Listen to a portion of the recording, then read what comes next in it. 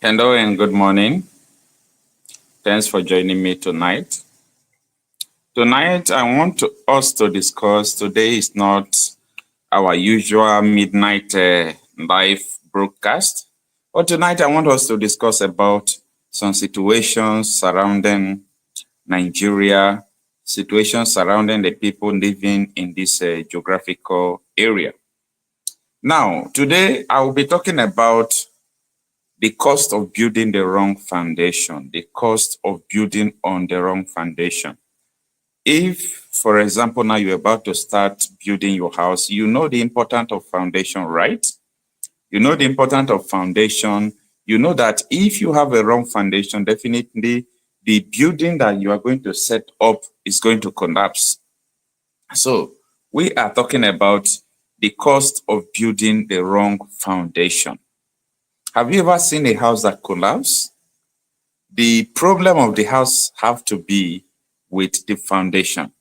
So anytime the foundation is not solid, anytime the foundation is false, anytime the foundation is wrong, the building is going to collapse. There is no two ways about it. Now, if you lay a foundation for a story building and you start building like 3-story building, definitely is going to collapse. Now, I am talking about building, but I want to talk about this laying of wrong foundation and building on wrong foundation in the context of Nigeria. Now, I really want to use this opportunity to thank so many people who think and believe that Nigeria is going to work, who think and believe that they can make something out of this nation. I really thank them. But I still want to let them to know the cost of building on wrong foundation, because you can be trying your best, killing yourself for something that you are doing in a wrong way. That is the most painful thing I have ever seen on earth.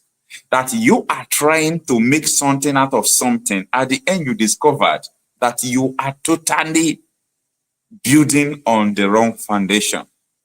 And that is why tonight I said it is important I led so many people to understand the dangers of building on the wrong foundation. So many people have been building on wrong foundation. They believe that, yes, foundation is foundation, but I have to let you know that foundation is not foundation. Why am I saying this? A lot of people still think and believe that, oh, Nigeria is Nigeria. Nigeria is Nigeria. Nigeria is a nation is a nation. We must build our nation. We must. People are talking all these things. You think that they know what they are talking about. But when you look deep down in what they are saying, you will discover that they don't know what they are talking about. A lot of people don't know what they are talking about when they are talking about, let's build Nigeria, let's build Nigeria. If you have a house, you yourself, you have a land, you have a foundation that is very bad, a foundation they wanted to use the foundation to build kitchen, ordinary kitchen, and you started erecting 5-story building in that foundation. If you are the owner of the house, will you continue to build the house? Absolutely no. You will not continue to build the house. But sometimes we play in our ignorance to think that since we have started building the house, no problem, let us build the house, without thinking that this house is going to collapse because of the wrong foundation. And here we are today. I see a lot of people trying to build something out of Nigeria. And I'm just trying to ask some questions. Do you think that by building on a wrong foundation is going to sustain your building? The answer is no. It is not going to sustain your building. So as many people that have been building, trying your best to make sure that you build something out of this country, Nigeria, I appreciate you. I'm not against that, but I am here to let you know that you are building on a wrong foundation, and the foundation you are building is going to collapse. So that is what we have to look into tonight. Good evening, everyone. Thanks for joining. In the course of our program, please, you can also give us a WhatsApp call through this number on the screen. And or if you really want to join us, you can also join us. Tatanika Mokeke. Good morning, thanks for joining. He said, longest time, my brother Okocha. I was very busy with work and can only be free Sunday and Mondays. Okay, that is understandable. Thank you so much. Thanks for joining. So tonight, I am talking about the cost of building on the wrong foundation, and we have been building on the wrong foundation. While I was growing up, we used to pray one prayer they call prayer for Nigeria in distress. Yeah, we used to pray prayer for Nigeria in distress. And in that prayer, the prayer goes like this. I forgot. I can't remember the content of the prayer. But at the time, I started asking myself questions. What sort of nonsense is this? How long shall we continue to pray for Nigeria? How long shall we continue to pray for Nigeria? So I was, thinking about all these things. Come on. I discovered that this is not all about prayer. It's all about examination. Examine yourself. Examine the country you are living. Was it meant to be a country? How was Nigeria formed? How was Nigeria amalgamated? People, refuse to ask all these questions. I am very sorry that for so many times I have labored in vain. Yeah, I have labored in vain trying to, vote, trying to do everything concerning Nigeria.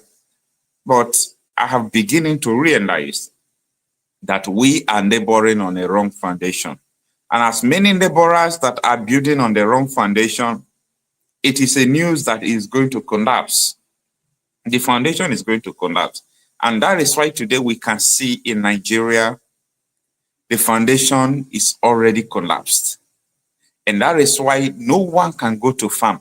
If you can go to farm without security agencies in your area, meaning you are in a safe haven, people are going to farm, they are going with soldiers, some will go with police, some go with vigilante.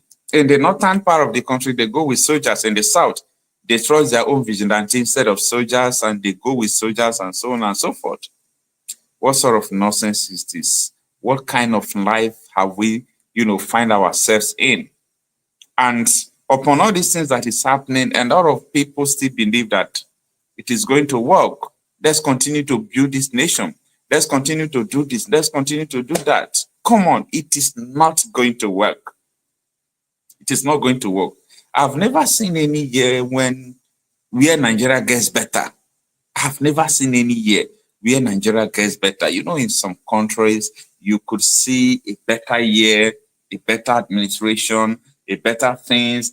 Next year, maybe you will see, things will also change. But in Nigeria, constant retrogression.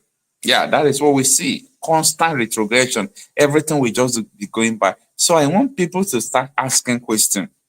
If you have a wrong foundation and you are building on it, how long shall you or can you continue to build on this wrong foundation? You must go back to the foundation and correct the foundation. Without you correcting the foundation, there is nothing you are going to build on top of that place that is going to last forever. So many people are dead today because the house collapsed on them. I am telling you that Nigeria is like that house that is collapsing on people. Nigeria is killing a lot of people. Some people will wake up. The only thing they could see is that they are being kidnapped. They are kidnapped. Their fellow, siblings, they are kidnapped every now and then. Almost half of the Nigerian population are on the death row because they don't know the day they are going to die. Now, there is an ugly story I want to tell you what happened on Saturday in my area. People went to do marriage, the bride and the groom, with the driver driving them down after the marriage. The driver did not see that kidnappers were stopping them, and kidnapper opened fire on them. The bride, the groom instantly lost their lives. What is their crime? Their crime is that they were born and brought up in Nigeria, where the government are unable to protect the lives and property. because the primary responsibility of the government is to protect the lives and property of her citizens. So if they are unable to do it, who are we going to blame? The government. The government don't care, they don't do anything. And for me, I blame the government in little, because there is a wrong foundation already, and people face to understand about this wrong foundation. We are building on a wrong foundation, and we must correct this. We must correct this. We are building on a wrong foundation. And so many things that are going on in Nigeria, when you see the insecurity challenges in Nigeria, you continue to think twice and said, are we in a ghetto, or is this a country? Why is it that the security agencies are colluding? They are colluding with the armed bandits, they are colluding with terrorists just to kill the people because of their selfish agenda. But in the whole, I still believe that everything will boil down to what I'm saying. A wrong foundation. A wrong foundation. There is nothing more than what I am saying here. It is a wrong foundation. And that is why everybody will come to realize, everybody must come to the understanding and realize that this is a very wrong foundation. Now, some people will ask, what are we going to do since we already have a wrong foundation, since Nigeria is a wrong foundation that is collapsing on people? What are we going to do? Yeah. The only thing we are going to do is to go and correct the foundation. There is a wrong foundation in Nigeria, and it must be corrected before anything can work. If we like, let us fight from now till tomorrow. There is nothing that is going to work. And how can you correct this? Nigeria was not meant to be a nation. For me, my own opinion, and I'm entitled to my own opinion, I believe that if Nigeria could go back to the way we were before the amalgamation, before the Nigeria company turns us into a country that we never dream about. And I believe, and you see, what baffles me is that at the advent, when Nigeria started as a country after the amalgamation, all this problem we are seeing today, all this problem we are talking about, it has existed. It was existing. So what happened? The leaders then, the likes of Ojukwu then, they agitated, they said they are going to do this, which led them to the Aburi Accord.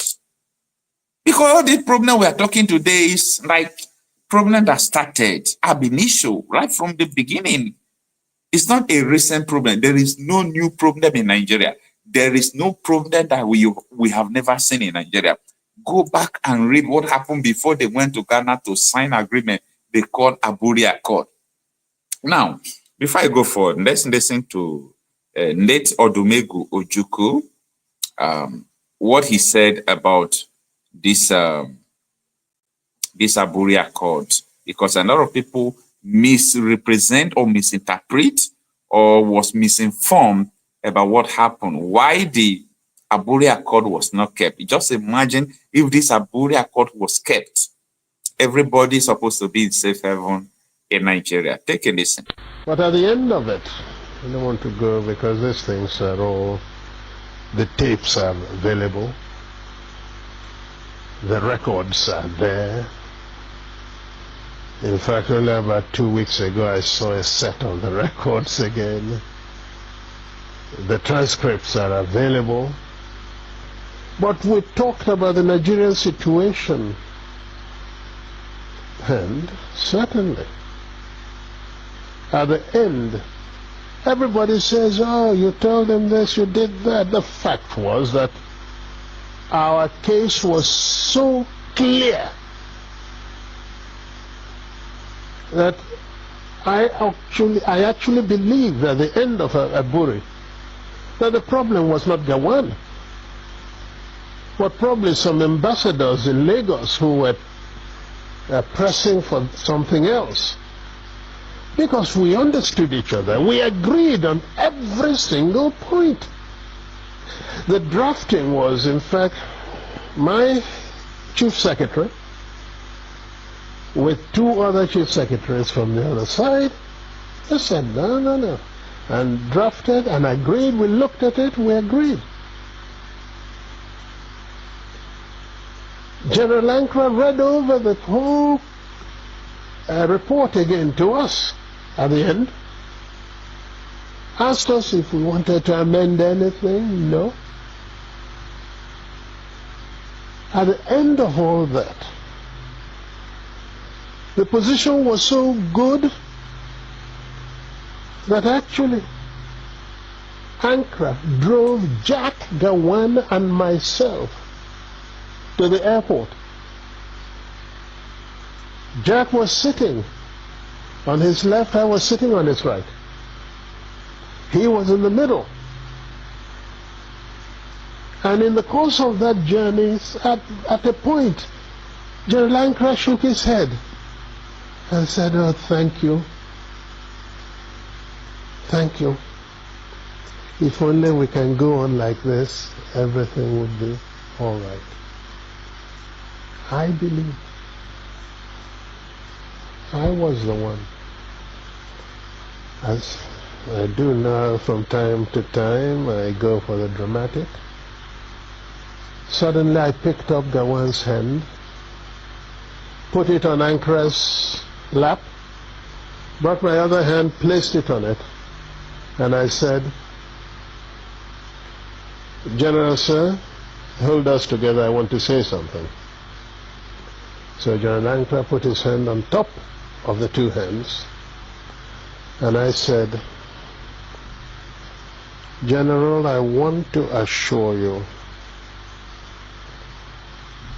that I am totally satisfied with everything we said. I will even go further and say to you something I did not say at the conference, and that is that once we have implemented everything we have said, I would ask you for one favor and one favor only, and that would be to be the one to propose Jack Gawan as a head of state of Nigeria." It was a two-day conference of peers and old mates, but its aftermath produced even further controversy. When we came back, and Ojukwu did not go to make the statement he made first, virtually giving the impression that we've agreed for a confederation to move apart, etc., which was really not in exactly that. If I had had the opportunity to make my broadcast first, because that was the agreement, not for him to make the broadcast first, then if I had committed myself to what he said, then there wouldn't have been any problem.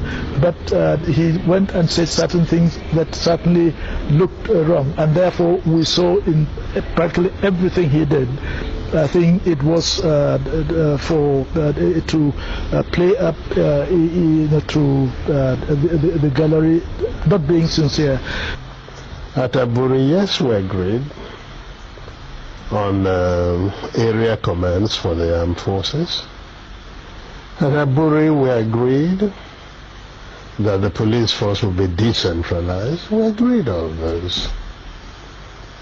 Yes. We agreed even to show that we didn't separate. At Aburi, we also agreed on certain revenue formula. That's what happened at Aburi. Aburi again, because I always end up, it sounds odd today, but I always end up by saying I must have been naive, because I believed actually that would be the end. I'll confess to you, when I got back to Enugu, oh yes, I had a party, believing that probably the danger was over. That's what we thought. Until they then began to deny everything. It was the denial of Nigeria that made me publish the tapes of Aburi, because we had insisted that each one should have a set of tapes. Everybody talks about confederation. Go and look at the transcript. There is no time that the word confederation came from my lips. In broad terms, Aburi changed the title of head of state from Supreme Military Commander to Commander-in-Chief. It gave the regions control over internal affairs, and concurrence of each region was now required for any decision affecting the whole country.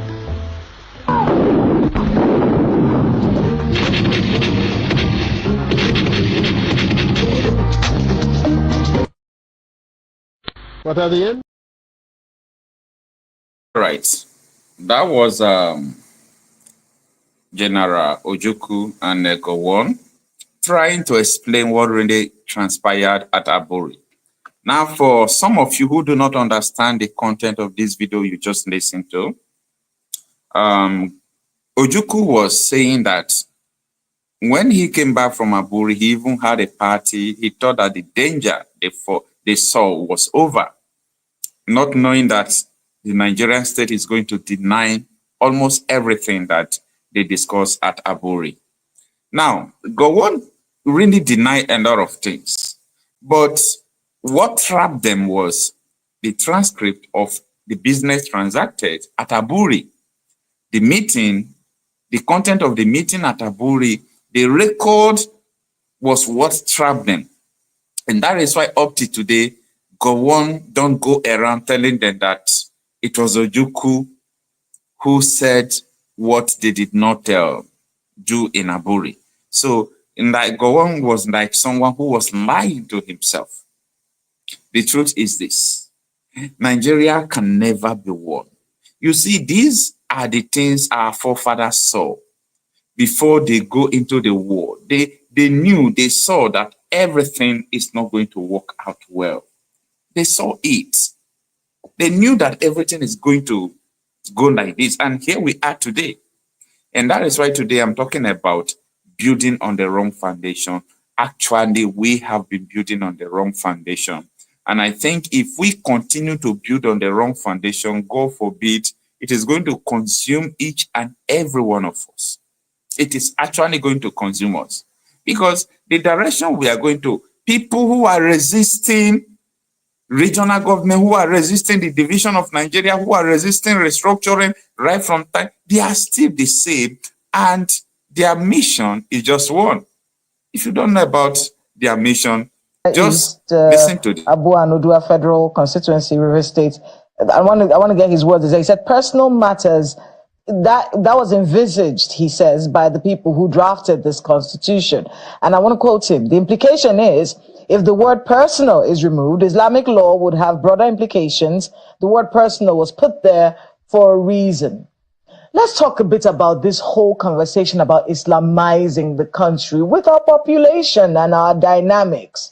You know, is it possible that someone can sneak this in at some point and force all of us under some sort of regulation that we do not ascribe to?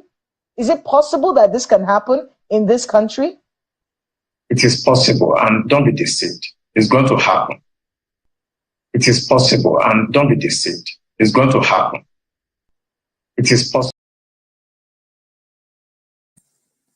Now, this is the reason why they have been resisting all these things. They have been resisting regionalism. They have been resisting division of the country. They have been resisting restructuring. That is what Mr. Ondaumi just said now, that don't be deceived. It is going to happen. That is why when you talk, even in the Senate, in the House of Rep, you come to talk about the regional government, they will be the first people to say, no, we don't want that.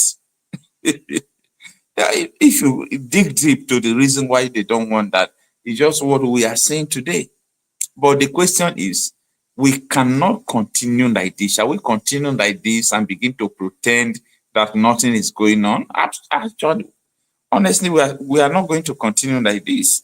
We are building on the wrong foundation, and the building must be destroyed for a new foundation to be laid. A new foundation where everybody will be able to have their own separate country and call the country their own.